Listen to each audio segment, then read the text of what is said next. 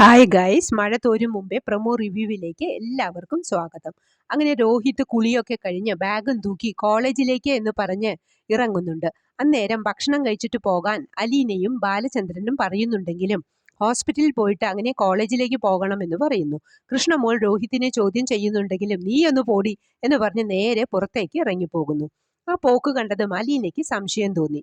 അത് അപ്പോൾ തന്നെ ബാലചന്ദ്രനോട് പറയുന്നുമുണ്ട്. രോഹിത്തിന്റെ ഈ പോക്കിൽ എന്തോ പന്തികേടുണ്ടല്ലോ അച്ഛാ എന്ന് അലീന പറയുന്നു. അതെന്താ മോളെ നീ അങ്ങനെ പറഞ്ഞത് എന്ന് ബാലചന്ദ്രൻ ചോദിക്കുന്നുണ്ട്.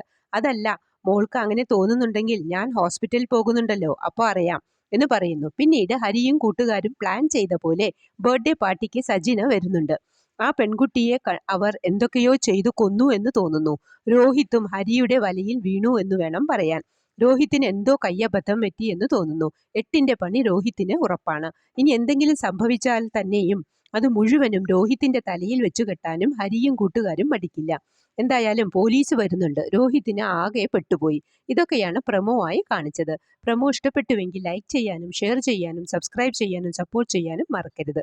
അടുത്ത ഒരു എപ്പിസോഡിന്റെ പ്രമോവുമായി വരുന്നതുവരെ കാത്തിരിക്കുക.